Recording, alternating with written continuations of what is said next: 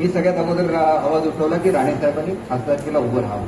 त्यांनी मला शेवटी धमकी दिली. आता माझ्याकडे ते व्हॉट्सअप माझं डिलीट झालं की तुम्ही याच्यानंतर मंत्री असणार नाही. मला एक गोष्ट सांगतो की मी अनेक लोकांना सांगितलेलं नाही की राणे साहेबांना ज्या वेळेला मी तिकिटासाठी सगळ्यात अगोदर आवाज मी उठवला.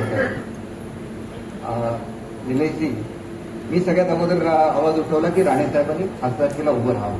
तोपर्यंत राणे साहेबांचं ठरलेलं सुद्धा नव्हतं. परंतु जे लोक इतर इच्छुक होते त्यांनी मला शेवटी धमकी दिली. आता माझ्याकडे ते व्हॉट्सअप माझं डिलीट झालं की तुम्ही याच्यानंतर मंत्री असणार नाही कारण तुम्ही राणे साहेबांचं नाव सुचवलं. बघा, मी तुम्हाला एक गोष्ट सांगतो की आपल्या मनात असेल ते करायचं असतं. मी काय काळजी करत नाही. मी मंत्री असलो नसलो साहेबांची कृपा माझ्यावर आहे. माझं चालू राहील. देवाच्या कृपेने आम्हाला वारसा मिळालेला आहे. तो आमच्या आजोबांचा वडिलांचा वारसा मिळालेला आहे. खूप दुर्लक्ष आमच्या व्यवसायाकडे सुद्धा झालेलं आहे.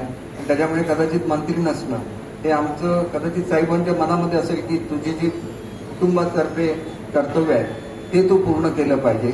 आणि माझं कुटुंब म्हणजे माझं फक्त स्वतःचं कुटुंब नाही आहे. सावंतवाडीची जनता हे माझं कुटुंब आहे. म्हणून आज एवढा महत्त्वाचा कार्यक्रम असताना सुद्धा मी पहिली प्रायोरिटी ही मल्टी स्पेशालिटी हॉस्पिटलला दिली. अनेक जे प्रकल्प सावंतवाडी मतदारसंघामधले राहिले. महाराष्ट्रातील सर्व बातम्यांचे विश्वासार्ह व्यासपीठ.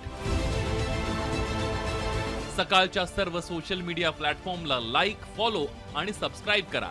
तसंच सर्व नोटिफिकेशनसाठी बेल आयकॉन प्रेस करायला विसरू नका.